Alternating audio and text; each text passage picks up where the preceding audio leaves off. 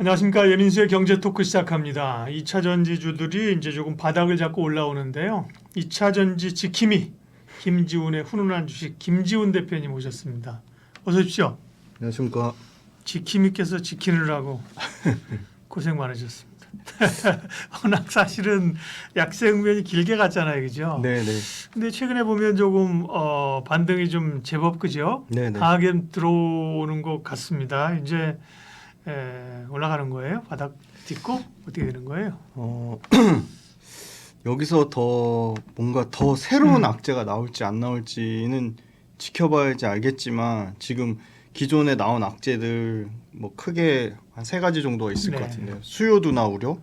그다음 두 번째는 뭐 정부 정책 관련 글로벌 정부 정책 관련돼서 트럼프가 되면 뭐 IRA가 다 뒤집어 엎어질 것처럼, 그러니까 IRA에 대한 되게 불확실성. 네. 세 번째는 역시나 뭐 그 많이 조금 네. 많이 그러니까 소위 말하는 많이 좀 오도가 나간 부분인데 네. 중국의 뭐 상당히 위협적인 그 뭐 점유율이라든지 침투율이라든지 중국의 부상 뭐 이런 건데 네. 새로운 뉴스는 사실 전혀 없고, 이 와중에 이 뉴스 관련된 것 중에서도 일단 트럼프 당선 굉장히 불확실한 부분인 거고, 전기차 수요 둔화 안 팔리는 거는 이미 주가에 상당 부분 반영된 측면이 있고, 네. 그다음에 말씀드린 중국의 위협적인 부분에 대해서는 좀 더 주도 면밀하게 완성차별로 좀 따져봐야 된다. 그런데 제일 중요한 거는 소비자의 선택을 얻는 부분, 그러니까 매력적인 전기차 신차가 많이 쏟아져서 그게 잘 팔려야 됩니다. 그런데 전기차를 파는 데 있어서 가장 문제가 됐던 가격적인 부분이랑 전기차 자체 그 충전 성능과 관련된 부분이 상당 부분 아주 드라마틱하게 올해부터 개선이 될 것으로 예상이 되고 있기 때문에 예. 전기차가 휘발유차만큼의 가격 경쟁력이 생기고, 전기차 자체의 성능이 뛰어나서 충전 인프라가 빠르게 안 깔리더라도 전기차 자체의 매력으로 만약에 전기차가 좋아진다고 하면 사실은 가격적인 2차 전지 기업들이 대부분 평균적으로 60% 정도가 빠졌거든요. 그러니까 가격적인 메리트가 생긴 거고, 갖고 계신 분 입장에서는 끊임없이 고민을 해보셔야 될 것 같아요. 지금 뭐 너무나 명확하게 반도체가 주도주인데, 반도체는 그러면 사람들이 반도체에 대한 이익의 기대값이 주가에 어느 정도 선반영돼 있나, 그거를 고려해 보면 상대적인 매력도 측면에서 꼼꼼히 비교를 해보시면 좋을 것 같습니다. 네. 그러면 2차 전지가 이제 바닥에서부터 얼마나 좀 돌렸는지 네. 수익률 체크부터 하면서 들어가 보죠. 네. 네. 역시나 종목별로 굉장히 차별화가 심했고요. 계속 말씀드렸지만 그 충전에 관련된 이슈, 전기차를 만드는 쪽이나 파는 네. 쪽이나 전기차를 만드는 쪽이나 전기차를 구매하는 쪽이나 모두 중요하게 생각하는 이 고속 충전 인프라, 충전 성능과 관련된 주식인 뭐 대주전자재료가 가장 좀 그렇죠. 최근에 한 달 네. 동안은 계속 시장 2차 전지 전체 플러스 코스피나 코스닥 지수를 아웃퍼폼하는 모습을 보여줬고요. 최근에 PNT가 굉장히 견조하게 57.7%. 네, 이건 장중입니다. 지금 저희가 찍고 있는 6월 10일 장중이라서 수치가 또 달라질 수 있습니다. 그리고 SKC가 94%인데요. 이 SKC는 유리기판. 유리기판 때문에 그런 거지 동박 상황은 상당히 좋지는 않습니다. 여기 보시면 롯데에너지 머티리얼즈가 순수하게 동박 업체로 SKC나 또 다른 뭐 동박 업체인 솔루스 첨단 소재보다 압도적인 수익률을 기록을 하고 있고요. 그 다음에 지금 그 대형주 단의 삼성 SDI가 굉장히 좋았는데요. 지금 40만 원 밑으로 깨지면서 수익률이 부진한 모습인데, 삼성 SDI 다행인 거는 출하량을 줄이지 않았습니다. 그리고 투자도 줄이지 않았습니다. 그래서 삼성 SDI는 아마 배터리 셀 단에서는 하반기에 가장 큰 기대감이 있을 거로 보이고요. 양극재 단에 좀 의미 있는 거는 가장 그 원자재 가격에 타격을 덜 입은 코스모 신소재가 수익률이 굉장히 좋은 현황이고요. 올해 코스모 신소재만 유일하게 워낙 캐파가 작습니다. 2만 톤 정도밖에 안 되거든요. 근데 2만 톤인데 지금 올해 하반기에만 2번의 증설이 예정돼 있거든요. 네. 첫 번째 증설이 8월 달에 2만 5천 톤에서 3만 톤의 증설이 예정돼 있고요. 두 번째 12월 말 정도에 역시 그 정도 같은 사이즈의 2만 5천 톤에 3만 톤의 증설이 예정되어 있기 때문에, 그러면 코스모 신소재 자체적으로 얘기한 거는 증설이 크게 지연만 되지 않으면 내년 기준으로는 25년 연초 기준으로 10만 톤이니까 2만 톤에서 10만 톤이면 5배 커지는 규모니까 가장 좀 그 캐파 증설 포스코 퓨처엠도 연기했고 에코프로비엠도 연기했고 LNF, LG화학 모두 연기했는데 지금 가장 워낙 규모가 작았기도 했지만 가장 원래 사이즈대로 가는 코스모 신소재가 양극재단에서는 제일 타격을 덜 받았고요. 그리고 이제 YTD를 보면 역시 엔캠이 높은 수익률을 나타냅니다. 네, 그죠? 최근에 좀 네. 주춤합니다만 그죠? 네. 네. 올해 엄청 올랐죠, 그죠? 네, 올해 엄청 올랐는데 네.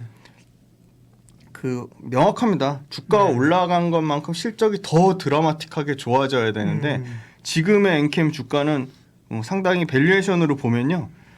PER 내년 기준으로 내년에 이익이 거의 150%에서 170% 성장한다고 잡아놨거든요. 네. 컨센서스는.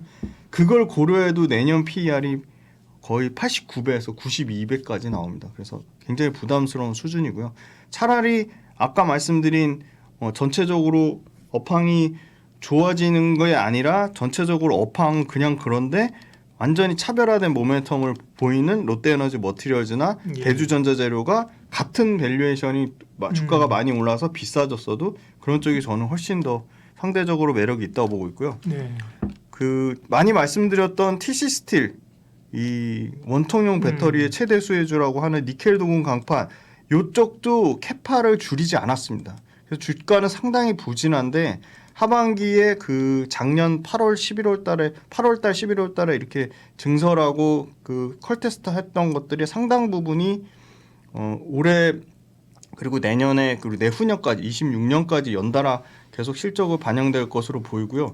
TC 스틸도 삼성, SDI, LG 엔솔 다 납품을 합니다. 그래서 삼성, SDI의 TC 스틸도 어떻게 보면 수혜주라고 할 수 있고요. 그리고 가장 좀 힘든 구간에 있는 것들은 요 밑에 장비주들입니다. 뭐 윤성 FNC도 굉장히 그러게요. 수익률이 좋았는데 PNT만 올랐어요. 네, 장비주가 PNT 다 같이 오른 빼고는 게 장비주는 아니고. 다 맞아요. 박살이 났습니다. 근데 네. 장비주가 전극 공정 그러니까 가장 앞단에 들어가는 거 양극과 음극을 만드는 전극 공정 단에는 그래도 희망이 있습니다. 그 대표적인 업체가 PNT고요. PNT를 제외한 나머지 전극 공정 업체는 요 CIS 요 네, 6.6%가 그렇지만 그럼에도 불구하고 장비주 단은 차별화된 네, 모습을 알겠습니다. 보인다는 거고요. 넘어갈게요. 그 네. 정도 수익률 체크하고요. 네. 보면 2차 이제 우리가 잘 알고 있는 에코프로, 포스코 홀딩스, 에코프로비엠, 뭐 포스코 퓨처엠 이런 것들이 주도한 장은 아니었고요. 맞습니다. 그죠? 네. 일부 소재주들이 좀 올라오고 물론 이제 대표주들도 좀 반등은 했죠. 네. 대체적으로 이제 수익률은 기대할 만큼은 아직은 아닌 겁니다. 그죠? 반등이 네. 좀 나오고 있고. 그래도 이제 뭐 바닥을 좀 다지고 올라오고 있다는 게 다행스러운 거고 업황 측면에서 보면 어떤 변화들이 있습니까? 아, 네. 5월달 데이터가 지금 나오고 있는데요. 아주 눈여겨 볼 게 역대 지금 역대란 말 뺄게요. 5월달 데이터가 나오고 있는데 올해 들어 제일 좋습니다. 그러니까 도요타가 뒤늦게 후발주자로 뛰어들어서 지금 전년 대비 203% 증가. 그러니까 월별 데이터 기준입니다. 5월 데이터 판매량이 2,816대로 상당히 좋았고요. 기아차가 7,197대로 127%고요. 닛산이 82% 늘어났고 우리가 가장 기대하는 거 GM입니다. GM 요 80% 늘어난 게 좀 의미 있는 숫자인데요. 1월달, 2월달, 3월달, 4월달 거 다 합산한 거에 50% 정도 수준이니까 가장 월별 데이터 중에 GM이 가장 좋은 압도적인 데이터가 나왔고요. 현대차 4월 달에도 좋았습니다. 그런데 거기서 또 추가적으로 성장하면서 7,174대. 그리고 제일 문제가 많고 말 많은 데가 포드거든요. 전략도 바꾸고 네, 맞아요. 뭐 월에 자기네들이 전기차 생산하면 뭐 10만 불씩 손해를 본다고 하면서 전략을 막 굉장히 막 멋대로 이렇게 바꾸는 아주 소위 말하는 불안정한 회사 중에 하나인데 그럼에도 불구하고 65%가 5월 달에서는 다행히 성장을 했습니다. 그리고 BMW가 23% 성장했고요. 아우디 16% 성장했습니다. 반면에 테슬라 12% 줄었는데요. 테슬라 줄어든 만큼 다른 완성차 업체들이 골고루 가져가고 있습니다. 그래서 테슬라 물량 빠지는 거가 예전처럼 그렇게 테슬라 뭐 5% 빠지면 우리나라 2차 전지 업체들 막 10%씩 빠지고 그럴 일은 상당히 없을 것 같고요. 그다음에 배터리 산업 관련돼서 눈여겨봐야 될 게 출하량 관련돼서 완성차 아까 말씀드렸고 배터리는 삼성 SDI의 약진이 눈부십니다. 그 5월달 5월달 데이터는 안 나왔고요. 배터리는 4월 누적으로 SDI가 북미하고 유럽에서 모두 30% 이상 성장하면서 11기가와트를 기록했고요. LG 엔솔 굉장히 부진했습니다. LG 엔솔이 북미에서 대략 20% 안짝, 10% 안짝으로 거의 6% 7% 정도밖에 성장을 못해서 1월 달부터 4월 달 누적으로는 LG 엔솔이 굉장히 부진했고요. 다만 우리한테 희망적인 거는 CATL도 성장률이 40% 50% 성장하다가 16% 성장률로 상당히 줄어들었습니다. 삼성 SDI 약진과 완전 대비되는 개념으로 파나소닉이 전년 대비 30% 넘게 출하량이 줄었습니다. 파나소닉 유럽과 북미에서 모두 줄었고요. 파나소닉의 자리를 SDI하고 SK온이 뺏었습니다. 그래서 SDI하고 SK온이 글로벌 전체 출하량으로 공동 4위까지 올라왔고요. 현대차 관련돼서 그 현대차하고 기아 EV가 올해 하반기에 그 아주 매력적인 그 전기차 신차를 쏟아내는데요. 네. 가장 기대된 기아도 거는 EV3 기가 네. EV3가 이제 네. 한 달 남았습니다. 7월 말에 나오거든요. 음. 그리고 그 볼보하고 GM의 대형 SUV 대형 그 SUV 차량이 1억 넘는 거 리릭이 지금 또 비슷한 8월 달에 나오고요. 네. 그리고 GM의 에퀴녹스 그게 3만 한 8천 불, 그러니까 4만 불 밑에 가격, 3만 5천 불, 3만 5천 불 정도의 상당히 경쟁력 있는 가격으로 나오고, 그리고 현대 아마 캐스퍼가 아마 올해 하반기에 나올 겁니다. 그래서 하반기에 예상이 돼 있고, 그래서 지금 대략적으로 예상되는 거는 내년까지 안 넘어가더라도 올해 그러니까 GM에 나온 GM 리릭만 1억이 넘는 굉장히 비싼 차고요. 나머지는 다 굉장히 가격 경쟁력 있는 4만 5천 불 미만입니다. 물론 그 중에 기아의 EV3랑 그다음에 아까 말씀드린 GM의 에퀴녹스 그게 가장 좀 그 기대감이 큰 모델이고요. 그런 모델이 쏟아지고 그럼 대략 6종에서 7종이고요. 25년도는 어떻게 되냐? 25년도에는 총 13종에서 15종까지 신차가 예상이 되고요. 배터리 부품 관련돼서 8월 1일 날 대중국 관세 인사 거의 확정이 될 것 같습니다. 8월 1일 발효 예정이고요. 미국이? 네, 미국이. 네, 미국 맞습니다. 미국은 자동차는 기존 25%에서 100%, 네. 그다음에 배터리는 7.5%에서 25%, 배터리 부품 7.5%에서 25%, 핵심 광물 0에서 25%. 그래서 상대적으로 이 CATL 배터리 탑재율 중 높았던 테슬라 모델 3가 가장 타격을 받을 것으로 보이고요. 테슬라가 가장 어떻게 보면 가장 좀 판매량 관련돼서 계속 좀 부진하지 않을까 그런 우려가 있고요. 유럽의 중국 배터리 비중이 2020년에 비해서 지금 42%가 증가했다고 했는데 중국 업체들 캐파를 여기도 공급가입니다. 500 캐파를 쌓아놨는데요. 500기가와트를 쌓아놨는데 중국에서 이제 안 거죠. 심지어 중국이랑 잘 협력하려고 BMW가 중국이 엄청나게 그걸 했는데 수요가 못 따라오니까 상당히 독일이 중국 때문에 뒤통수 맞아서 타격을 받았거든요. BMW면 그런 게 아니라 스텔란티스도 그렇고 뭐 그나마 좀 수혜받은 게 뭐 볼보 정도가 합작 맺어서 수혜받았는데 그게 지금 그대로 중국 로컬 업체들이 유럽 와서 수요가 부진한 상황으로 바뀌고 있습니다. 그리고 가격 관세 때문에 아까 미국이 총괄적으로 4배 정도 올리면 유럽은 27.5%에서 55%에서 58%까지 유럽도 아마 조만간 2배 이상 올릴 거가 발표가 날 것으로 네. 보이기 때문에 가격 경쟁력이 떨어지면 중국 업체들이 과도하게 올려놨던 캐파가 중국 업체들 자체적으로도 정책 지원 축소 때문에 이게 투자 축소 움직임이 나올 것으로 보이고 실제 월별 판매 데이터에서 중국의 성장 동력이 급격하게 좀 네. 줄어들고 있다. 그 주말 사이 뉴스 보니까 뭐 튀르키예도 그죠? 네. 터키도 중국산 자동차에 대해서 관세를 왕창 올린다는 얘기가 있었습니다. 그러니까 중국은 어쨌든 자기는 내수 시장 이제 캡티브 마켓을 잡고 있는 거고 맞습니다. 글로벌상에서는 이제 입지가 점차 줄어든다. 네. 자, 2차 전지 그럼 이제 밸류에이션을 체크할게요. 작년에도 사실 주가가 오를 때도 실적보다는 사실 기대감으로 땡겨 쓰는 네네. 거잖아요. 맞습니다. 밸류가 사실 높았던 부분들이 없지 않잖아요. 그죠? 뭐 한 네네. 70배, 80배, 막 100배 갔었잖아요. 그죠? 네네. 네. 결국 실적이 쫓아가면서 그걸 좁혀야 되는데 지금은 이제 주가가 많이 빠졌기 때문에 밸류에이션이 어느 정도인가요? 지금 올해 기준으로 실적 추정 가능한 게 제가 한 45개를 추려봤더니 한 90배 정도예요. 여전히 비쌉니다. 왜냐하면 워낙 뭐 200배가 넘는 종목들이 있고 해서 에코프로비움 같은 경우는 올해 실적이 조금 개선은 되는데 그럼에도 불구하고 추정치로는 800배거든요. 그러니까 이런 게 평균치에 반영이 되면은 90배 이상 뭐 거의 100배 가까이 나올 수밖에 없고요. 그럼 언제 정상적인 숫자가 보이냐면 25년입니다. 요거 표 띄워주실 건데요. 25년 보면은 거의 코스피의 평균 PER이 대략 20배거든요. 자, 그러면 LG엔솔이 30배 정도 되고요. 거의 정상 수준으로 올라오고 있고요. 삼성 SDI가 11배입니다. LG화학이 10배고요. 포스코홀딩스 12배입니다. 그리고 그 양극재단의 코스모신 소재가 50배, 에코프로 BM이 80배, 포스코퓨처엠이 90배, 그리고 LNF가 46배, 요 정도 순이고요.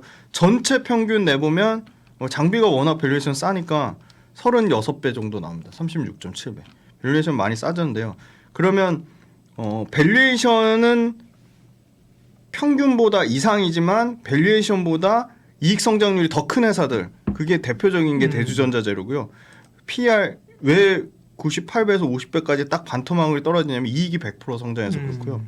롯데에너지도 65배에서 28% 떨어지는 거 있습니다. 이게 롯데에너지도 내년에 이익이 80%에서 거의 100% 가까이 성장할 것으로 예상이 되고요. 동박. 네, 동박입니다. LG 머티리얼즈. 맞습니다. 네.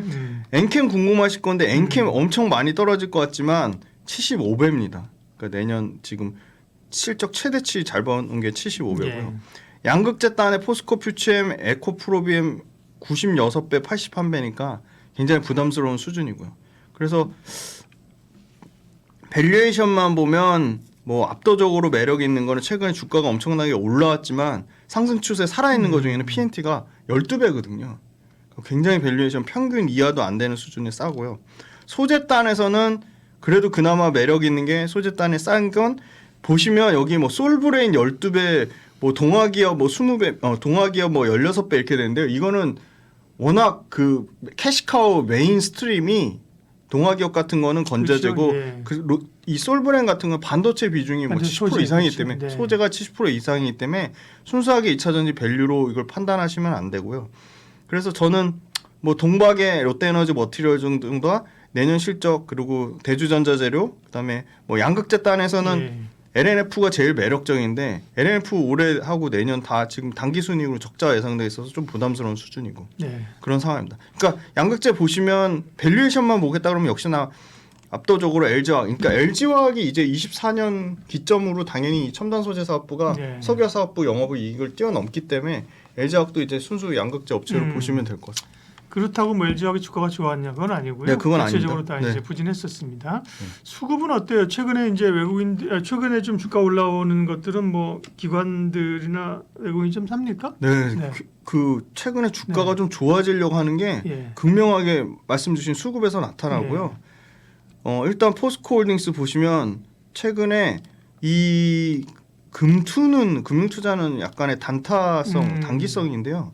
보험 투신 시장 맞습니다. 시장 조성 물량입니다. 맞습니다. 그 보험 투신 연기금은 그래도 좀 장기성 물량을 기대해 볼 수 있는 건데 포스코홀딩스 보면 최근에 보험 투신 연기금 사모펀드까지 좀 장기성 물량이 들어오고요. LG에너지 솔루션도 보험 투신 쪽에서 일부 조금 물량이 들어옵니다. 그리고 삼성 SDI는 외국인이 열심히 팔아서 최근에 주가 굉장히 부진한데 삼성 SDI도 보험 투신 연기금 사모펀드까지 조금 장기성 물량이 들어오고요.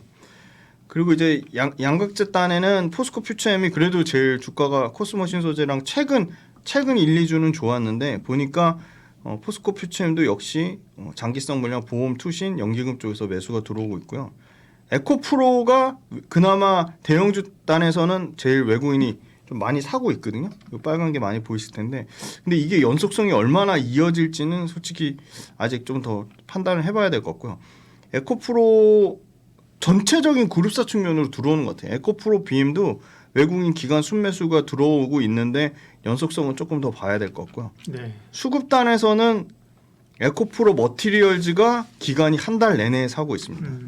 에코프로 머티리얼즈가 수급이 가장 기관 수급 중에 현재로서는 제일 좋아 보이고요. 지난번에 급등했었어요. 네, 한번 네. 상한가 찍고 나서도 네. 계속 상승 추세를 이어가고 있는데 분위기가 이쪽은 완전히 반전이 된 것 같습니다. 그래서 에코프로 머티가 현재 기관 수급은 제일 좋은 네. 현황이고요. 그 다음에 대주전자재료가 외국인 기관 수급이 상당히 좋습니다. 네. 대주전자재료 좋게 얘기하면 제가 보유하신 걸로 오해서 저 한 주도 없습니다. 그래서 예, 객관적으로 요즘, 말씀드릴 예. 수 있는 거고. 그 전에 엔캠, 요즘은 뭐 대주전자재료, 네. 줄여서 대주전자, 주전자라고도 부르는데 주전자. 대주전자가 요즘 뭐 압권이죠. 지금 네. 압권입니다. 40% 네. 넘게. 롯데에너지 머티리얼 쪽도 기관 수급이 좋다. 음. 그래서 말씀하신 대로 그 엔캠을 제외한 나머지는 다 기관 쪽. 엔캠은 그래도 네, 외국인이 예. 엄청나게 사고 있거든요. 네. 이게 그 MSCI 고거 관련된 네. 편입 이슈 때문에 좀 반영된 것 같고 나머지는 다 기관 예. 수급입니다. 마무리하겠습니다. 2차 전지 팩트 체크를 쭉 했고요. 오늘은 뭐 특별히 그 가운데서 탑픽 종목을 제시하지는 이제 않는다 그러셨는데 그래도 어쨌든 전략은 좀 마무리하고 가야죠. 2차 전지에 네네. 전반적인 전략을 지금이 이제 어떻게 해야 되는지 보유자나 신규매수자나 뭐 한 1분 정도만 2차 전지 전략 정리해 주세요. 네. 시간은 좀 더 걸릴 것이다. 네. 분명히 뭐 여기서 더 악재가 나올 만한 상황은 아닌 것 같고 그걸 발빠르게 기관이 캐치해서 기관이 열심히 골고루 사고 있습니다.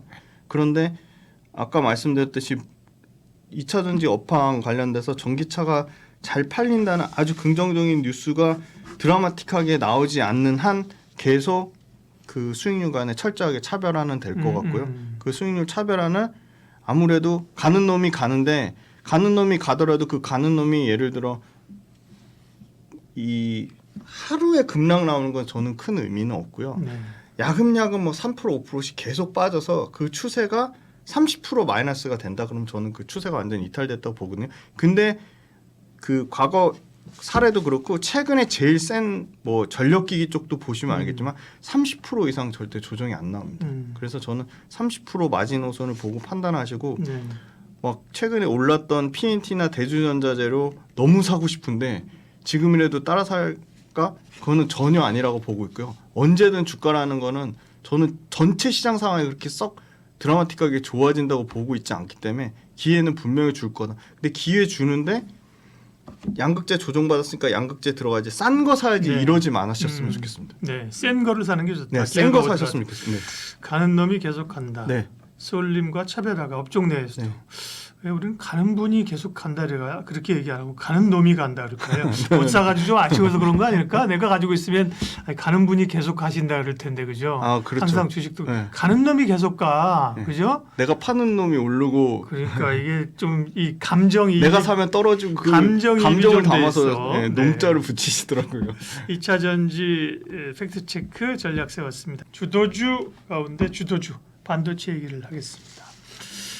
반도체가 주도주이지요. 네, 쉬는 듯하면서 또 가고 이제 네. 뭐 SK 하이닉스 같은 경우 한미 반도체 대표적으로 그죠 불을 뿜고 있는데 계속 갑니까? 수익률 현황도 체크해 주시고. 네. 수익률 현황부터 네. 보시면 반도체는 네네. 좀 그런 것 같습니다. 조금 소외된 것들한테 기회가 있지 않을까. 그러니까 면밀하게 딱 구분이 되면 하이닉스 밸류체인하고 삼성전자 밸류체인으로 삼성전자 밸류체인이 철저하게 소외됐거든요. 그렇죠. 근데 저는 삼성전자 밸류체인이 갈 수밖에 없는 게 HBM만 좋아지는 게 아니라 일반 메모리 반도체 레거시도 쪽에서 좋아지니까. 레거시가 네. 좋아지면 결국은 삼성전자 밸류체인이 가장 수혜를 받기 때문에 말씀 주신 대로 수익률 현황부터 보시면 뭐 압도적으로 하이닉스가 연초 대비 46% 올랐고 지금이 계속 신고가 영역을 기록을 하고 있고 네. 한미반도 이거만 보면 뭐 올해 하이닉스가 제일 많이 오른 것 같지만 네, 아닙니다. HD, 현대, 일렉트리 이런 거 비하면 그죠? 네, 그걸 비하면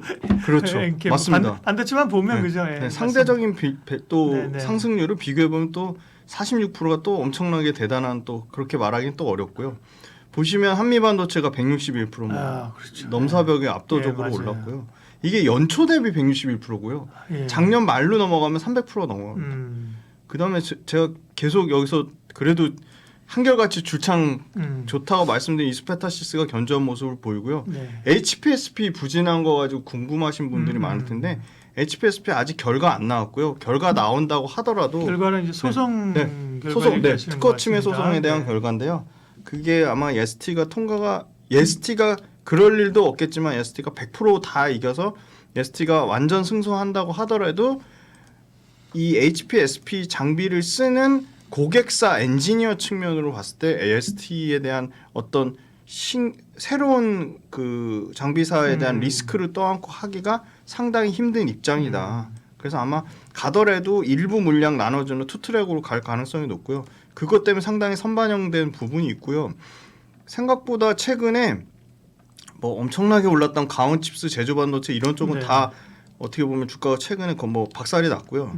어느 쪽이 올라가냐면 이런 쪽입니다. K시테, 뭐 코미코 이런 회사들 이 세정, 전공정이 약간 뒷단 쪽이 굉장히 지금 반응이 좋습니다. 네. 다 뭐 K시텍도 그렇고 코미코도 그렇고 그렇죠. 다 이게 삼성전자 밸류체인 메인 밸류체인이거든요. 그래서 이런 회사들이 좀 계속 기대감을 갖고 있고 그리고 역시나 그 장비가 소재보다 지금 사실은 뭐 리노공업 정도 빼고는 완전히 아웃퍼폼 하고 있거든요. 그래서 저는 오히려 장비가 주춤하고 소재 쪽에서 기회가 나올 것이다. 그래서 뭐 하나 머티리얼즈, 원익 QNC 이런 회사들이 실적이 드라마틱하게 좋아지거든요. 그래서 지금 5월 말까지, 그러니까 이제 6월 이제 들어섰는데 5월 말까지 뭐 장비주에 뭐 해였다, 장비주의 상반기였다면 하반기에는 철저하게 좀 소재주로 쪽으로. 갈 수밖에 없다. 왜냐면 소재주는 선발주 나가거든요. 예. 장비도 마찬가지지만. 그래서 예, 모두에 말씀하신 것처럼 이제 반도체는 못 오른 기업들이 그죠? 네. 오를 가능성을 키 맞추기를 할 가능성이 높다. 대표적으로 뭐 예를 들면 삼성전자, 하이닉스 비교하면 삼성전자. 그러니까 네. 삼성전자 밸류체인, 네. 레거시, 네. 소재 이런 쪽을 주목해야 된다는 말씀이시고요. 맞습니다. 네. 업황이야 뭐 좋아지는 거죠, 그죠? 그다음 말씀하신 것처럼 이제 뭐 꼭 HBM만 아니더라도 나머지 뭐 쪽도 좋아지는 거잖아요. 이익도 늘어날 거고, 그죠? 네. 네, 업황 체크하겠습니다. 5월달 수출입 데이터가 나오는데 네. 엄청나게 잘 났습니다. 수출입 데이터가 전체 수출입이 581억 달러. 네. 그러니까 50억 달러가 플러스 흑자 전환했고요. 이게 요거 15대 품목인데요. 반도체가 역대 5월 데이터로 역대 2위를 기록했습니다. 근데 더 앞선 거는 자동차입니다. 자동차가 역대 순위 1위를 기록했고요. 석유가 3위를 했습니다. 그리고 바이오헬스가 2위를 했고요. 전체적으로 데이터가 좋았는데요. 그럼 이 추세를 이어갈 건 요 밑에 건데요. 24년도 13대 주력 산업 하반기 기상도입니다. 하반기 보시면 요 햇님 모양 나온 게 업황이 좋다는 얘기거든요. 10% 이상 증가를 나오는데 유독 반도체만 수출, 내수, 생산 수익 모두 요거 반도체 요것만 가장 압도적으로 좋다는 얘기고요.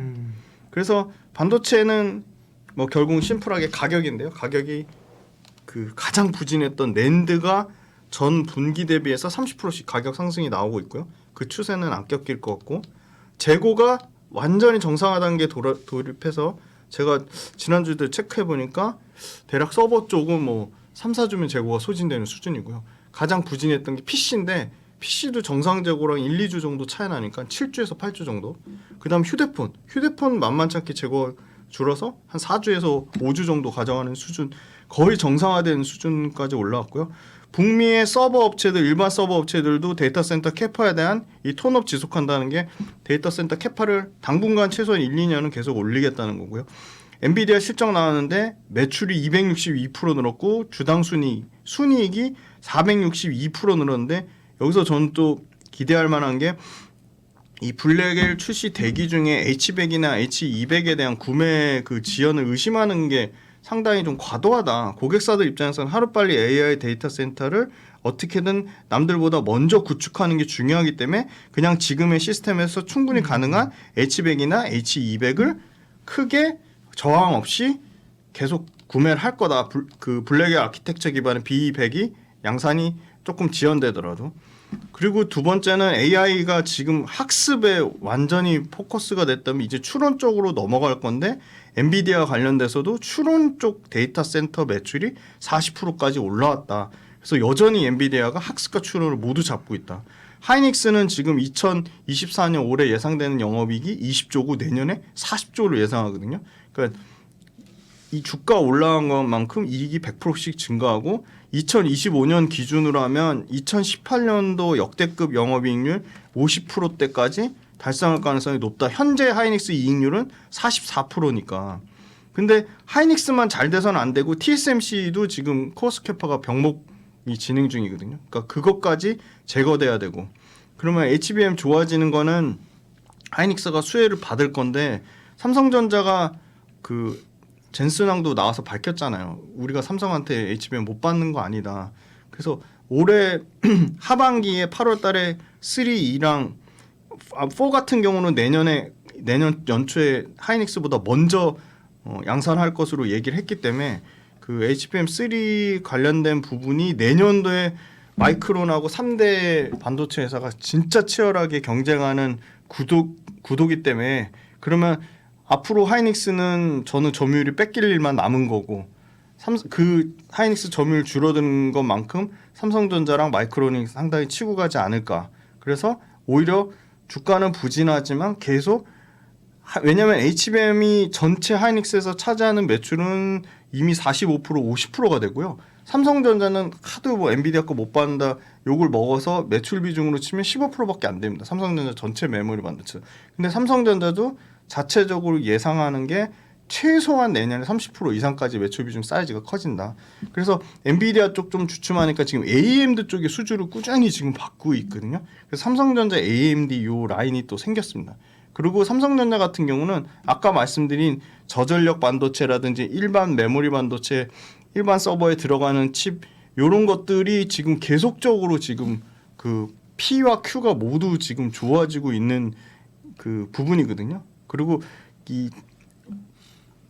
그 저장하는 이 SSD 요거 관련돼서 57.8% 압도적인 글로벌 점유율인데 이 AI 서버 SSD 매출이 연평균 앞으로 30에서 50% 정도 계속 증가할 거로 보입니다. 그래서 서버용 쪽 SSD만 출하량이 80% 100% 증가 예상한다니까 이게 아마 순차적으로 올해 하반기 또는 내년 초 내년 중순까지 실적이 계속 반영된다고 치면 삼성전자 메모리 사업부도 연평균 성장률 한 40% 정도 되지 않을까 그렇게 보고 있습니다. 반도체 주요 종목들 수익률하고 업황까지 체크가 된 것 같고요. 이제 여기도 밸류에이션을 따져봐야 되는데 주가에 이제 얼마나 반영되어 있느냐, 전체 평균 또 기업별로 밸류에이션이 어느 정도입니까?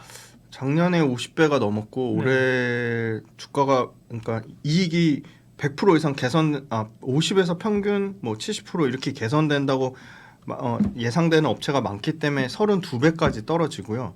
올해 실적 성장보다는 내년 실적 성장에 대한 기대감이 더 크기 때문에 내년에 평균적으로는 올해 예를 들어 아까 말씀드린 뭐 40에서 70이라면 내년에는 뭐 60에서 80 뭐 이렇게 평균치가 올라가거든요. 더 올라간다고요? 이게 네. 올라가면 밸류가 떨어지게 되잖아요. 그렇죠. 그래서 떨어집니다. 네. 내년에 18배 정도까지 떨어집니다. 그래서 이게 18배를 18.9배를 타겟팅을 잡고 보면 하이닉스가 내년 기준으로 이익이 아까 20조에서 40조 가는 그림으로 보니까 뭐 8배까지 떨어지는 거고요. 네. 지금 주가가 올라서 12배 정도 수준이고요. 한미반도체도 보니까 이익이 100%씩 늘어나는데 한미반도체 내년 PER 기준으로 50배거든요. 근데 아까 말씀드렸지만 전체 평균 25년 PER이 18배인데 50배다? 그럼 심플하게 생각하시는 거죠. 평균치보다는 그럼 한미반도체가 이익이 3배가 더 성장해야 되는데 그런 상황은 아닌 것 같고요. 한미반도체를 나쁘게 얘기한다기보다 좀 객관적으로 그냥 말씀을 드리는 겁니다. 그리고 가장 밸류에이션 상으로 매력적으로 보이는 회사들이 다 아까 말씀드린 뭐 소재 쪽입니다. 원익퀸씨 같은 회사들 10배 정도 수준까지 떨어지고요. 그다음에 최근에 올랐던 뭐 KC텍이나 코미코 이런 회사들도 12배 정도 수준이고요. 디자인하우스라고 얘기하는 뭐 칩스앤미디어, 가온칩스 이런 회사들은 주가가 많이 떨어졌음에도 불구하고 막 가온칩스 60배, 뭐 칩스앤미디어 35배 막 이렇게 비싸거든요. 그래서 그 아까 말씀 소재 단에 주목해 볼 필요가 있고 대형주 단에 리노공업도 원래는 20배 후반에서 지금 30 내년 포워드 PR 기준으로도 31배, 네. 한미반도체 50배, 하이닉스 8배, HPSB 23배 뭐 이렇습니다. 이오테크닉스 20배. 그래서 딱 평균 내봐서 19배니까 19배 기준을 잡고 요거보다 밸류에이션이 좀 저렴하다기보다 밸류에이션 요거보다 낮은 업종 중에 밸류에이션은 낮지만 이익 성장률은 30% 또는 50% 이상 가져가는 회사들을 보는 게 맞지 않을까 그렇게 보고 있습니다. 네.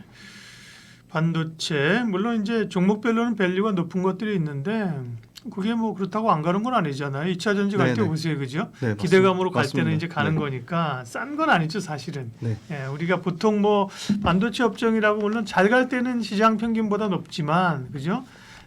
지금 싼 건 아닌데 워낙 업황이 좋아지는 턴어라운드하는 단계이니까 반도체 가운데 그러면 관심 있게 보시는 기업은 어디입니까? 네, 반도체 그러면 HBM이 뭐 HBM만 갔으니까 네. HBM하고 같이 갈 수 있는 게 뭔가 생각했더니 결국은 HBM이 되기 위해서 끊임없이 지금 그 반도체 공정의 첨단화, 그러니까 반도체 공정의 미세화거든요. 근데 미세화를 하면 할수록 미세화 전 단계 그 전 공정 단계에서 웨이퍼에 여러 가지 공정이 누적되고 중복 적용되면서 반복되기 때문에 웨이퍼 표면에 많이 손상을 입히는 거거든요. 그래서 결국은 그 고압수소 어닐링 장비로 웨이퍼 표면을 웨이퍼의 표면에 있는 결함을 웨이퍼 궤면의 결함을 고치는 HPSP라는 장비 회사가 엄청 주목을 받았고 네. 지금은 이제 CMP 공정이라 그래서 케미컬 미케니컬 폴리싱, 그래서 기계 화학적 그 가공이거든요. 연마 공정이거든요. 그래서 웨이퍼 방막의 표면을 평탄화하게 하는 건데 웨이퍼 표면은 계속 미세화되면 미세화될수록 계속 그 울퉁불퉁해질 수밖에 없고요. 비포장 도로처럼 회로 선폭이 계속 좁아지면 웨이퍼 내 균일도가 결국은 반도체 칩의 생산성, 반도체 칩의 그 공정 수율을 아주 그 핵심으로 자리 잡고 있기 때문에 웨이퍼 표면을 평탄하게 하는 작업이 굉장히 중요해집니다. 그리고 낸드도 계속 층을 200단 이제 뭐 300단까지 쌓는데 낸드 쌓는 과정에서도 평탄화가 잘 되면 잘 될수록 칩 두께가 줄어듭니다. 그래서 칩의 두께를 감소하는 역할까지 하는 거고요. 이 CMP 관련돼서 CMP에 들어가는 소재가 CMP 슬러리인데 전부 이게 일본 걸 썼습니다. 그런데 2019년에 이 KC텍이라는 회사가 국산화에 성공했고요. 네. KC텍은 CMP 슬러리 소재도 납품하고 CMP 장비도 납품합니다. 그러네요. 장비 소재 네, 같이 장비 소재 하네요. 다 네. 합니다. 그런데 요새 요 회사 재미난 게 최근에 하이닉스의 최초로 1분기에 하이닉스발 매출이 비중 자체는 5%도 안 되는데 하이닉스 매출이 발생했습니다. 그래서 숨겨진 이제 하이닉스 수혜주가 되지 않겠냐 그런 기대감이 있고요. 전체 반도체 장비랑 소재단에 차지하는 매출 비중이 80%이기 때문에 나머지 20%를 디스플레이 쪽에서 굉장히 부진해서 디스플레이가 전체 매출과 이익을 깎아먹었는데 이제는 디스플레이까지 상당히 좋아지는 구조다. 그래서 반도체와 디스플레이가 모두 좋아지고요. 결국은 HBM 단수도 계속 높이 쌓을 거기 때문에 아까 그 칩의 두께를 감소시키는 이 CMP 공정 장비 역할이 중요해질 거고 미세화가 되면 예를 들어 그냥 일반 그 최첨단 HBM 말고 그냥 일반 로직 반도체가 20나노 기준으로 7개가 들어갔다면 공정이 7회가 CMP 공정이 들어갔다면 그게 5나노로 지금 계속 5나노, 4나노, 3나노, 2나노 되면 7회에서 19회로 2배 넘게 증가합니다. 그리고 아까 HBM 단수 쌓는 것도 8단에서 12단, 뭐 16단 이렇게 올라가면 CMP 공정이 2배 이상 증가하게 됩니다. 그래서 매출과 이익이 좋아질 수밖에 없는 거고 이 매출과 이익 좋아지는 게 실제 숫자로 반영됩니다. 20에서 30% 정도 반영되고 마지막으로 이제 결국은 지금 그 한미반도체가 하는 TC 본딩에서 하이브리드 본딩, 차세대 본딩으로 갈 건데 하이브리드 본딩 가면 더 이 평탄화하는 작업이 더 까다롭고 더 기술적인 진입 장벽과 더 난이도가 높고 가격이 비싸집니다. 그래서 하이브리드 본딩으로 가도 이 회사가 이 CMP 관련돼서는 최대 수혜를 받을 수밖에 없다. 그래서 올해 보니까 한 30% 정도 성장이 나오고요. 내년에 50% 정도 이익 성장이 나옵니다. 근데 지금 삼성전자는 자체 CMS 장비를 쓰고요. 하이닉스랑 나머지 뭐 마이크론이라든지 빅테크 이쪽 그 글로벌 빅3 같은 경우는 도쿄 일렉트론 외에는 대안이 없거든요. 근데 도쿄 일렉트론 장비가 무지 비싸고 이 커스터마이징이 잘 안 됩니다. 그래서 이거 관련돼서 KC텍이 최대 수혜를 받을 수밖에 없다고 보고 있습니다. 네. 반도체 얘기했고요. 그 가운데 소재 쪽을 좀 주목을 하셨는데 관심주는 KC텍 장비주 아닌가 싶었는데 여기도 소재가 있고요. 네, 두 가지를 다 합니다. 네. 그리고 뭐 여타 소재주도 좀 주목할 필요가 있겠습니다. 네. 반도체는 뭐 아시는 것처럼 소부장은 기업이 워낙 많기 때문에 한 섹터마다 그 소 섹터마다 하나씩만 얘기해도 끝이 없어요. 그래서 맞습니다. 이제 네. 한 기업을 조금 집중적으로 그때 얘기할 수밖에 없는데 오늘은 KC텍을 말씀을 하셨습니다. 화장품에 이어서 음식료들도 그죠? 대단해요. 불닭볶음면 하나 먹을 때마다 농심 주식 하나씩 아니죠. 삼양식품 주식 한 주씩 샀으면 그죠? 너무 좋은 아이디어인데요. 아니 지금 많이 올랐고 네. 그동안 이제 먹을 때마다 샀으면 네. 수익률이 엄청 나지 않을까 그 얘기를 하는 거고. 불닭볶음면 하나 터졌으니까 불닭볶음면은 끝날까요? 다른 제2의 K푸드가 나오겠죠. 제2의 그러니까. 불닭볶음면, 제3의 음식료가 불닭볶음면. 이렇게 잘 나가는 이유는 뭐예요? 네. 첫 번째는 네. 그 수출 지역의 다변화가 크고요. 수출 지역으로 이제 막 소위 말하는 미용 의료기기, 화장품은 과거에 오래전부터 뭐 동남아시아에서 또는 일본에서 중국에서 네. 다져서 북미 유럽을 가는 거고 지금 음식료 조금 다른 것 같아요. 북미 유럽을 직접적으로 먼저 가서 북미 유럽에서 잘 되니까 중동으로도 넘어가고 하는 것 같거든요. 그리고 음식료 같은 경우 대표적으로 그 삼양식품이나 농심의 그 가격이 싸지 않음에도 불구하고 고가 전략 쓰는데도 잘 팔리는 것 같아요. 아니 그 라면이 뭐 다른 거에 비하면 싸긴 하죠, 그죠? 라면 끓여 먹는다고 생각하면 같은 라면 가격대도 그렇죠, 비쌉니다. 그렇죠, 그러니까 그런 경쟁력이 있는 것 같고 말씀 주신 대로 그 외식 물가가 너무 비싸지고 하니까 상대적으로 다른 거 비싸니까 이 라면이 엄청 주목을 받는 그리고 것 한국 같아요. 사람은 라면 잘 안 먹어요. 저만 해도 이제 라면 먹으면 누가 먹으라 그러면 그 1년에 한 번 먹는 거지. 왜냐면 이게 좀 탄수화물이고 그죠? 탄수화물 기피하잖아요. 네, 좀 네네. 드시는군요. 네, 저는 라면 엄청 좋아해서 근데 이제 약간 서양 사람이나 이런 사람 그죠? 네. 한류도 있고 그죠? 네네. 뭐 가성비 좋고, 네. 네. 삼양식품이 뭐 먼저 급등했었고 오늘 저희 월요일날 방송 찍고 있는데 와 농심도 13% 네, 제가 농심 이렇게 올라가는 거 처음 그러니까요. 봅니다. 이제 확산되는 거예요, 그죠? 네, 계속 맞습니다. 확산되면서 네. 네, 그러면 음식료 수익률 체크할게요. 제일 많이 오른 거는 역시 삼양식품인가요? 네, 삼양식품이 제일 많이 네, 올랐고요. 예. 생각보다 빙그레가 요새 95.5% 오늘 20% 넘게 올라가고 있는데요.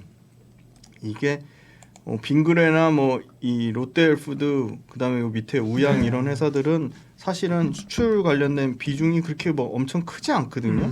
근데 이제 롯데헬푸드는 난리가 났네요. 음식료들. 지금 인도를 지금 꽉 잡고 있고요.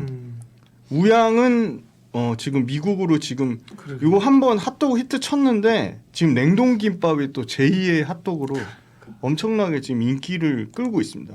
그래서 지금 사실 글로벌 수출 지역 다변화가 잘 돼 있고 삼양식품이 유독 많이 갔던 이유는 네. 엔비디아 실적처럼 이익이 전년 대비 200%가 증가했어요. 이건 거의 네. 뭐 그러니까 숫자가 그렇게 드라마틱하게 나온 겁니다. 지금 말씀하신 기업들은 뭐 AI 종목 같아요. 네. 수익률 보면 맞습니다, 그죠? 네. 평균 수익률이 뭐 코스피, 코스닥, 반도체 아까 제가 평균 수익률 내보니까 11%거든요. 네.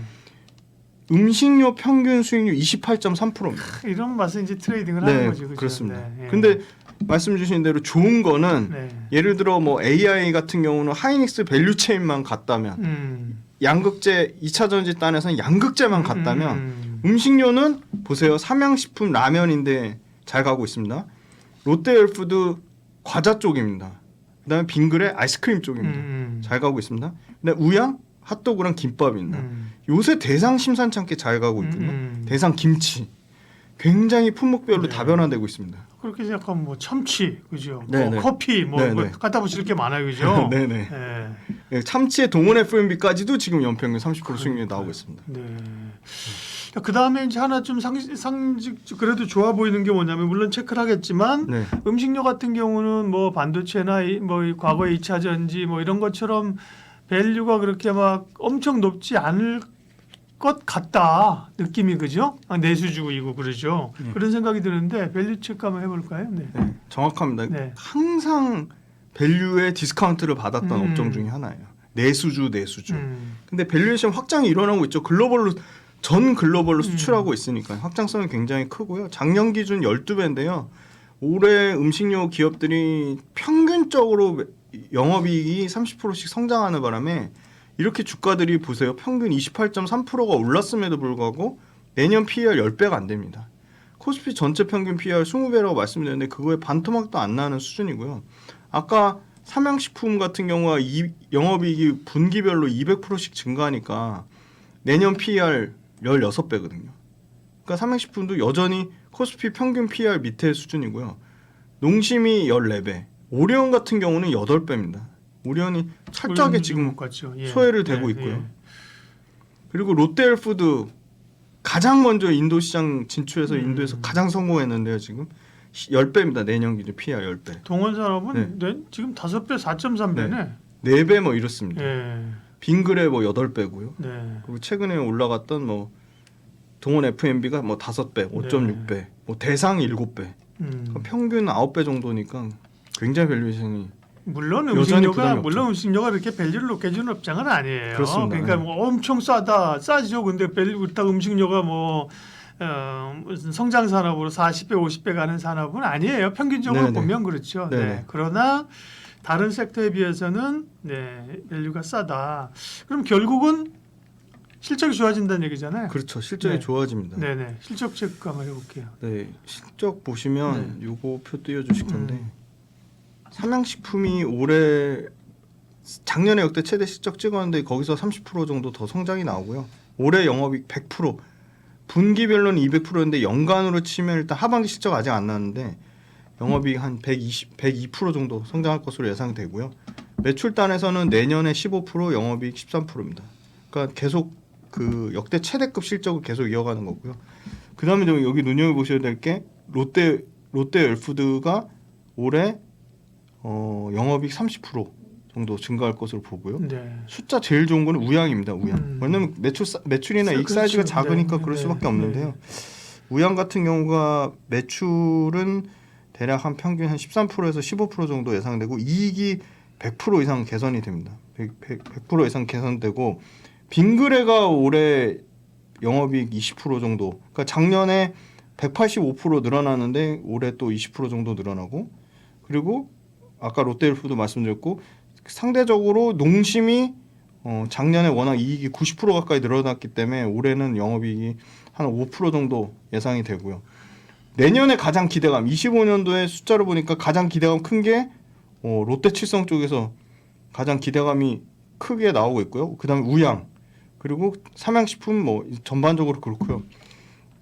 사이즈가 이익 사이즈가 중요한데 요거 두 번째 표 띄워주실 건데 CJ제일제당 다음으로 사이즈 큰 게 오리온하고 뭐 농심, 삼양식품 요 정도인데 농심하고 삼양식품의 이익 사이즈가 역전됩니다. 올해부터.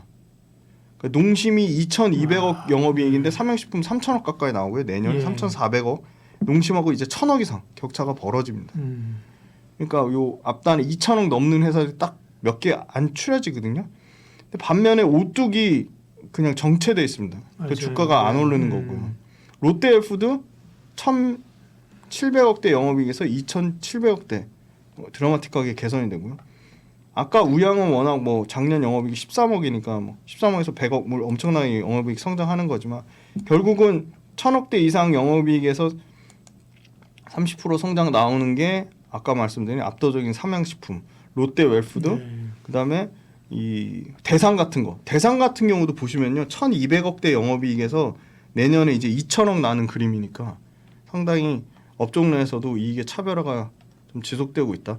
그런데 그 이익이 늘어난 거를 PER로 반영해 봤더니 평균 9배 정도 수준밖에 안 되더라. 그럼 수출이 지금 다변화되고 있고 삼양식품은 전체 매출에서 수출 비중이 차지하는 게 80%니까 어떻게 보면 여기서 수출이 80%에서 100% 다 차도 20% 성장이 남아 있는 거고 롯데웰푸드나 아까 말씀드린 그 대상이나 그 더 밑단의 우양이나 동원 F&B나 이런 회사들은 수출 비중이 50% 언더거든요.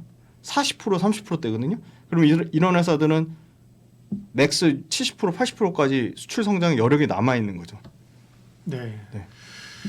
삼양식품이 불을 붙였고요, 그죠? 음식료 중에서 그게 이제 확산되면서 여기저기 이제 밸류는 싸다 갈 수 있는 게 막 오르고 있는 겁니다. 네. 물론 뭐 우양 같은 경우도 그 전에도 이제 미국의 햄버거, 소세지 기대감으로 네네. 오긴 했지만 그러다 보니까 이제 못 오는 게 뭐 말씀하신 오리온, 그 다음에 사실 하이트질러, 그죠? 네. 뭐 이런 거는 되게 못 올랐어요. 네네. 근데 이쪽도 보니까 이제 움직이기 시작합니다, 그죠? 네네. 오렌 버핏이 한 유명한 말 가운데 하나가 태풍이 불면 칠면조도 바람에 날아간다. 이 말은 이제 뭐 그 업계에 바람이 불면 이제 맞습니다. 다 같이 간다는 거죠. 그런 식으로 이제 음식료 분위기가 상당히 확산이 되고 있고요, 그죠? 네, 야 그러면 삼양식품 지금 사도 될까요? 그 아까 반도체랑 2차 전지에서 아이디어를 얻으시면 좋을 것 같습니다. 삼양식품이 30% 이상 조정이 나오면 주도주의 역할을 끊긴 거니까 그러면 난 아주 보수적으로 잡을 거야. 그러면 20에서 25% 완전 모범 답안을 드렸습니다. 네. 그 정도 가격이 나오면 굉장히 매력적이지 않을까요? 그러나 30% 삼양식품은 이상 빠져버리면 그건 추세에 그거는 있다니까. 저는 추세가 끝났다고 많이 빠진 보겠습니다. 네. 급락하다 많이 빠진다고 살 건 아니고 네. 적당한 조정이 있을 때는 그렇습니다. 여전히 가볼만하다. 네. 네. 그래요. 그건 삼양식품 워낙 뭐 대장주니까 여쭤본 거고 음식료 가운데서 그러면 김 대표님 오늘 관심주는요? 아 이것도 하필 또 오늘 네. 이거 찍는 그 네. 촬영일날 급등이 나와서 거의 9% 이렇게 급등 나왔는데 그럼에도 불구하고 삼양식품보다는 덜 부담스럽다. 롯데웰푸드인데요. 지금 11% 오르고 네, 지금 11%. 굉장히 그죠? 뭐, 네. 롯데웰푸드가 잘 아시겠지만 롯데제과하고 롯데푸드 합병하고 국내 식품으로는 굴지의 2위입니다. 2위. 뭐 압도적으로 CJ 제일제당 1등인 건 뭐 말할 것도 없고요. 근데 전 너무 잘한 게 인도에 가장 빠르게 진출했고요. 심지어 초코파이 하면 오리온인데 인도의 롯데 초코파이가 초대박을 터뜨렸습니다. 그러니까 초코파이 가동률이 1분기 기준으로 95%고요. 참 영원한 강자가 없고 네. 경쟁이 치열해요. 경쟁이 치열합니다. 네. 오리온이 중국의 네. 롯데파이 중국 그다음에 러시아 이런 네. 초코파이 팔면서 그죠? 잘 팔았죠. 정 지금도 이러면- 잘 팔고 있고. 네? 그러면서 엄청나게 주가도 오르고 이제 한 히트를 쳤는데 결국은 또 지금은 이제 중국보다 인도가 뜨고 있잖아요. 그죠? 그쵸. 인도 네. 시장은 또 롯데가 파고 들어갔구나. 맞습니다. 네. 네. 여기를 오리온이 들어갔으면 오리온이 당연히 1등을 했겠죠. 원래 네. 드셔보셔서 아시잖아요. 오리온 초코파이가 롯데 초코파이보다 객관적으로 훨씬 맛있습니다. 그렇죠. 네, 네. 네, 그게 비교가 뭐 안 물론 됩니다. 선입관인지 모르겠지만 네, 그죠. 그렇죠. 네. 선입견일 수도 네, 있습니다. 네, 워낙 네. 선점 효과를 네, 누렸기 네, 때문에. 네. 근데 이 롯데 웰푸드가 잘한 것 같아요. 오리온이 뭐 여러 가지 뭐 수익성도 따지고 이렇게 미적미적 되는 사이에 아주 빠르게 진출해서 지금 초코파이만 라인을 지금 세 번째가 추가적으로 가동을 하고 있고요. 가동률이 95%가 나옵니다.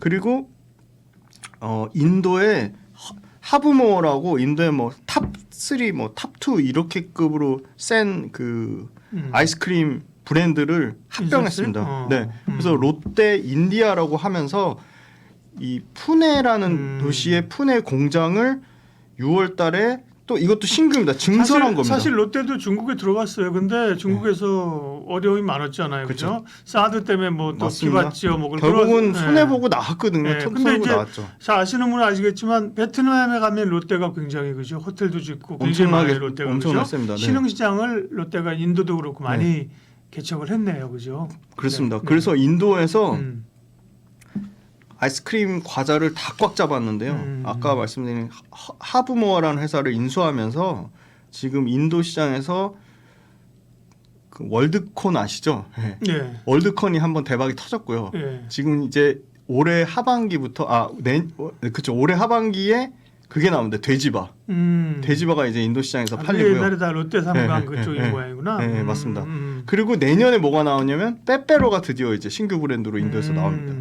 그런데 잘한 게 뭐냐면 이 아이스크림 브랜드가요. 빙과류가 700개가 넘었대요. 그러니까 자체 그 롯데 푸드, 롯데 제가 할 때 브랜드가 700개였는데 그걸 300개로 완전히 슬림화를 했구나. 슬림화를 했습니다. 엄청나게 고강도 구조 조정을 해서 국내 빙과 사업부를 아주 초슬림화를 해서 국내 빙과 사업부를 가장 경쟁력 있는 사업부로 만들어 가지고 그걸 그대로 인도 가 가지고 확장을 한 겁니다. 그래서 국내에서는 아직 스타트 끊지도 않은 게 지금 이 빈가 쪽에 제로 시리즈거든요. 제로 빈가 신제품이 올해 4월 달부터 계속 쏟아지거든요. 근데 이것도 이제 그대로 인도에 갖고 가겠죠. 그 제로 빈가 시리즈가 제로 탄산, 그러니까 마시는 걸로 해서 지금 벌써 마시는 거는 제로 음료가 시장 점유율 침투가 35%까지 올라갔습니다. 근데 제로빈가 4월 달에 진출해서 이제 5%대 침투율이니까 이것도 30%까지 뭐 요새 계속 뭐 건강 그거랑 결합해서 탄산 줄이자고 한 그런 그 트렌드도 있어서 제로빈가 시리즈가 뭐 폭풍적으로 늘어날 것으로 보이고요. 아까 인도 관련돼서 매출이 굉장히 보수적으로 잡아서 그 레포트마다 다르긴 한데 그냥 평균적으로 20에서 한 30% 정도 그 성장을 예상하고 있습니다. 네. 인도가 그러니까 인도 전체 식품 시장이 전 세계 2위고요. 3년 안에 1위로 올라갈 거로 봅니다. 근데 과거에 5년 동안은 연평균 9%였다면 지금 연평균 20% 성장하는 시장입니다. 일단 인도가 인구가 세계 제일 많잖아요. 네, 지금 이미 14억 5천으로 지금 네, 1등 됐고요. 예. 이게 되게 신기한 게 겨울에도 최고 기온이 25도에 육박한답니다. 아이스크림 계속 그러니까 아이스크림이 연간으로 미친 듯이 잘 팔릴 수밖에 네네. 없는 최고의 환경입니다. 그리고 이 인도 같은 경우 이제 스타트 막 이제 끄는 거고요. 그래서 아이스크림 같은 경우 지금 8월달에 기존 설비를 올해 8월입니다. 2배 이상 증설하고요. 초코파이 또 너무 잘 팔리니까 1.5배입니다. 근데 이 롯데헬프도 공부하면 너무 재밌는 게 원래 인도가 매출 1등이 아니고요. 해외 중에 어디가 매출 1등인지 아세요? 해외 중 동남아. 전체. 카자흐스탄이 1등입니다. 아 그래요? 카자흐스탄 연평균 매출이 3,200억, 3,300억 나는 회사인데 카자흐가. 네. 그냥 거기는 계속 그냥 꾸준히 3천억 정도 매출 나는 회사입니다.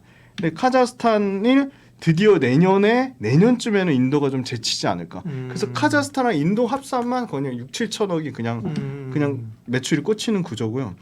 그리고 아까 빼빼로 말고 얘네 계속 깎아먹었던 게 뭐가 있었냐면 카카오 열매 가격이 급등해서 카카오가 그 선물 지수가 100% 넘게 올랐거든요. 네이버 카카오 말고. 네이버 카카오 말고요. 너무 아재 유머를 하시면 네, 그 카카오 열매 그 초콜릿에 들어가는 카카오입니다. 그게 100% 올라가가지고 야 이거를 사실은 정부에서 카카오에 할당 관세를 매기고요. 카카오 그 초콜릿 만든 거에 부가가치세를 1년 이상 유예해서 면제를 해줬습니다. 그러니까 정부에서 그 카카오 가격 급등했는데 그러면 너네 제품가 너무 올리지 마 해서 그걸 보전을 해준 거죠. 세금으로 보전을 해준 거죠. 그런데 아니나 다를까 계속 버티다가 가나 초콜릿을 필두로 6월 달에 대폭 17개 가격을 12% 이상을 다 인상을 해버렸습니다. 그 정부 지원책은 살아있는데 그러면 얘네 입장에서는 마진이 드라마틱하게 세제 혜택 받을 거 최대한 내년까지 받으면서 6월 달부터 가격 올린 거에 아마 하반기에 100% 다 반영이 될 겁니다. 그래서 그 부분도 있고 카자흐스탄은 독일, 러시아, 중국 쪽으로 수출하는 그 딱 중간 생산 거점인데요. 요새 독립국가연합 CIS 쪽으로 엄청나게 가격을 올리고 있답니다. 제품 판매 단가를.